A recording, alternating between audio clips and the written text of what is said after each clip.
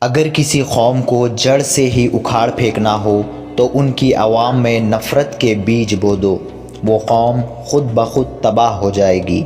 زندگی ایک بہترین دوست کے بغیر تنہا ہے۔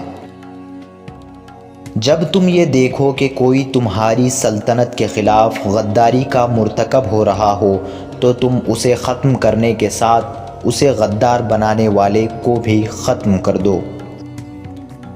جہاں عورتیں با اختیار ہوں وہ معاشرہ خود آپ ہی ناسور ہے۔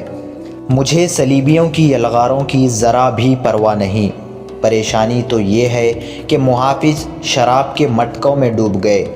اسلام کے پاسبانوں نے اپنے آپ کو گھروں میں قید کر لیا اور عورتیں ان کے پاؤں کی زنجیریں بن گئی۔ جب مسجد اقصی صلیبیوں کے ہاتھ میں ہے تو میں کس طرح مسکرا سکتا ہوں اور کیسے پانی پی سکتا ہوں؟ لوگوں کو کبھی اپنے آنسو اور جذبات نہ دکھاؤ ورنہ وہ آپ کو فوراً سمجھ جائیں گے کہ آپ کی کمزوری کیا ہے۔ فتح نرمی اور مہربانی سے اپنے مخالفین کے دلوں کو بدل کر رکھ دیتی ہے۔ مسلمانوں کی تلوار پر جب عورت کا سایہ پڑ جاتا ہے تو یہ تلوار لوہے کا ایک بیکار ٹکڑا بن کر رہ جاتی ہے۔ اسلام کے تحفظ کے لیے میں تلوار کو ضروری سمجھتا ہوں۔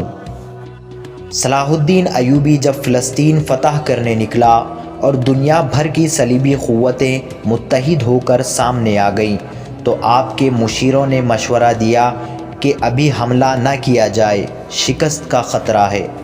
تب صلاح الدین ایوبی نے ایک تاریخ ساز جواب دیا، یہی تو سب سے بہترین وقت ہے انہیں اکٹھے تباہ کرنے کا، ورنہ ایک ایک کو میں کہاں تلاش کرتا پھروں گا۔ شیر کو کوئی فرق نہیں پڑتا کہ ایک گیدڑ کیا سوچتا ہے۔ یورپی تاجر اپنی اپنی شکست میں اہم کردار ادا کرنے والے بہترین ہتھیاروں کی فراہمی کرتے ہیں۔ اللہ تعالیٰ مجھے لفظی خواہشات سے آزاد رکھے، مجھے سیدھا راستہ دکھائے۔ میری تلوار کو میرے ساتھ دفن کرنا، کیونکہ روز محشر یہ میرے لیے اچھی گواہی دے گی۔ میں یہیں رہتا ہوں، میں یہیں مروں گا، یہ میری خواہش ہے، یہ میری انتہا ہے، یہ میری قوم ہے، اسے بچانے کے لیے میں اپنی جان دے دوں گا۔ وہ میری دوست ہے، اس کا نام بارش ہے۔ جب بھی میں اس سے بات کرتا ہوں میں سارے درد بھول جاتا ہوں۔ وہ زندگی کی رفتار سے بات کرتی ہے، کبھی کبھی میں اس کی باتوں کو سمجھ نہیں پاتا، لیکن اس کے تاثرات مجھے خوشی دیتے ہیں۔ مجھے یہ ڈر محسوس ہونے لگا ہے کہ مسلمان اگر زندہ رہے تو وہ ہمیشہ صلیبیوں کے غلام رہیں گے۔ وہ اسی پر خوش رہیں گے کہ وہ زندہ ہیں، مگر ایک قوم کی حیثیت سے وہ مر چکے ہوں گے۔